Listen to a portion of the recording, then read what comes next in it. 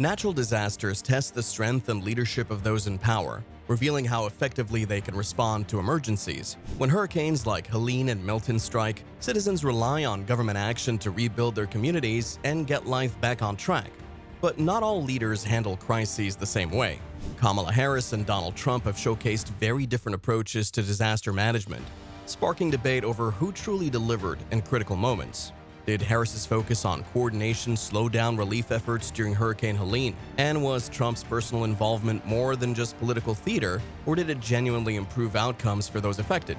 In this video, we'll explore how each leader responded to the recent hurricane and uncover the impact these choices had on the people who needed help the most. So stay tuned, you don't want to miss this. Hurricane Helene left a trail of destruction, flooding homes, collapsing infrastructure, and forcing thousands to evacuate. Such natural disasters serve as a sobering reminder of how swiftly lives can change. In times like these, the government's involvement becomes crucial in helping communities rebuild by organizing long-term recovery initiatives, in addition to offering immediate support. While inaction and poor crisis management can exacerbate the situation and leave people stuck when they most need assistance, prompt, well-planned responses can lessen suffering. The Biden-Harris administration's response to the recent Hurricane Helene has been met with overwhelming criticism. Although the administration claimed to have provided federal assistance quickly, several reports from affected communities revealed delays, poor coordination, and mismanagement. Days after Hurricane Helene passed, a number of settlements reported food, water, and medical supply shortages. Locals in the most affected areas also expressed dissatisfaction over the length of time it was taking to deploy relief efforts. Public discontent surged as a result of this slow deployment, raising concerns about the federal government's readiness and ability to act quickly in an emergency. Similar reactions were seen in the aftermath of Hurricane Milton, with locals accusing federal and state officials of being slow to respond. Much of the criticism directed at the Biden-Harris administration stems from allegations of improper communication between federal agencies and local governments. Several governors said that they were unable to address the issues because they were not given sufficient federal backing or clear instructions. Many contend that Kamala Harris ought to have been more visible in her capacity as vice president to ensure productive cooperation. Many people saw her minimal public appearance as indicating a lack of urgency, which led residents to wonder if disaster response was prioritized. Charges that the government was more concerned with putting her in the White House than meeting the immediate needs of storm victims quickly erupted, resulting from her attention to other political things at the time. Furthermore, following comments she made at a town hall stating that the focus of the hurricane recovery efforts should be on addressing climate equality in communities that are disproportionately affected by the storm, Harris was accused of politicizing disaster relief. Many jumped on the comment, saying that during a time when aid was equally required by everybody in disaster-affected areas, it was wrong to prioritize help based on demography.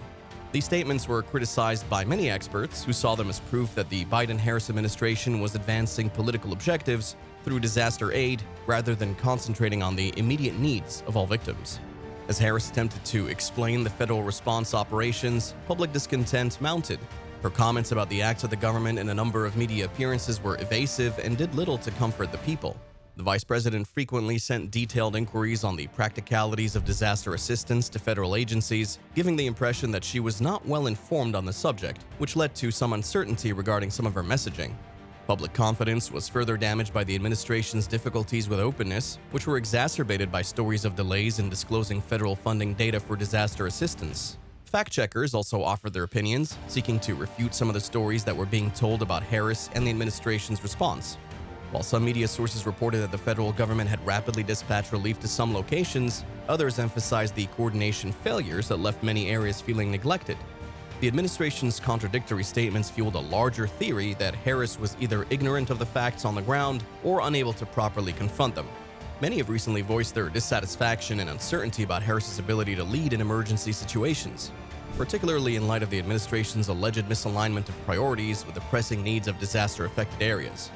As election season draws near, these scandals will likely be subject to increased political scrutiny, as they have stoked continuing discussions over the leadership efficacy of the Biden-Harris administration amid natural catastrophes.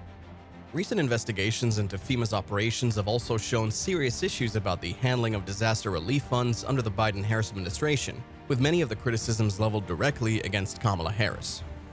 Allegations of bureaucratic inefficiencies, delays, and bad management have put increased pressure on FEMA, the government agency in charge of handling disaster response and allocating financing for recovery efforts. These issues have not only raised questions about the administration's competence, but also made disaster victims feel unappreciated and abandoned at a time when immediate assistance is vitally required.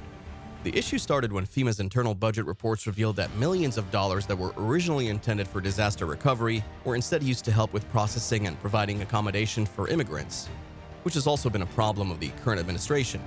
Many contend that Harris, entrusted with handling both disaster relief and the immigration situation, has allowed the problem of immigration to get out of control, depriving communities affected by hurricanes of their resources.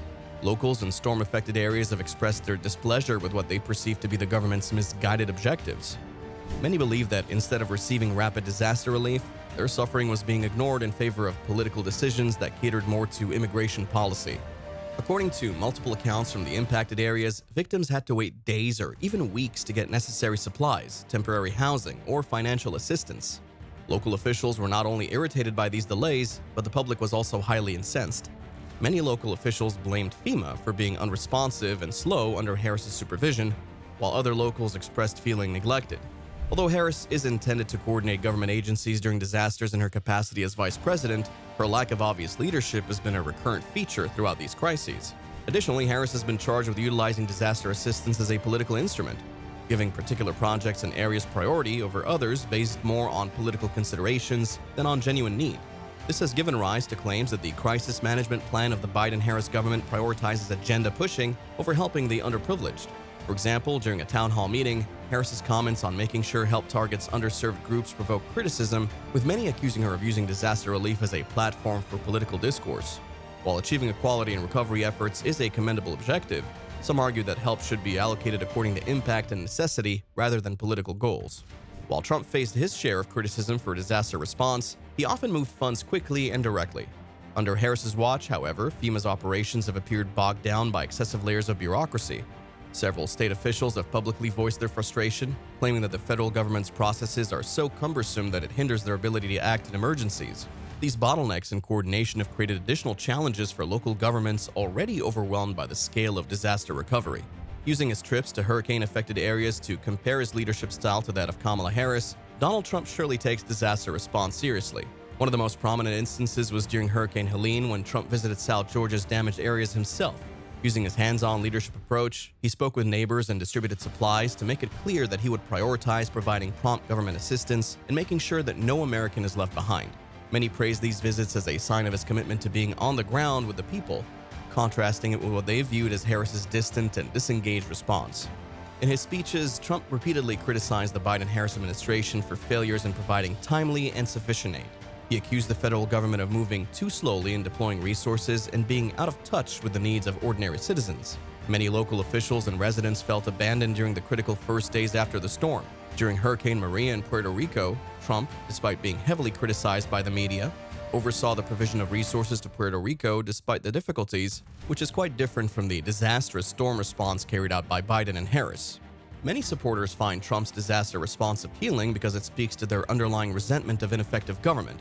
His criticism of the way the present administration handles disasters and his own experience in hurricane-affected areas serve to further solidify his reputation as a leader who acts on his own initiative rather than waiting for others to do so.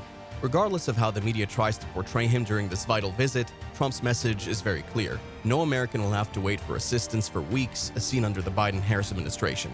So what's your take on the way these two leaders handle disaster relief?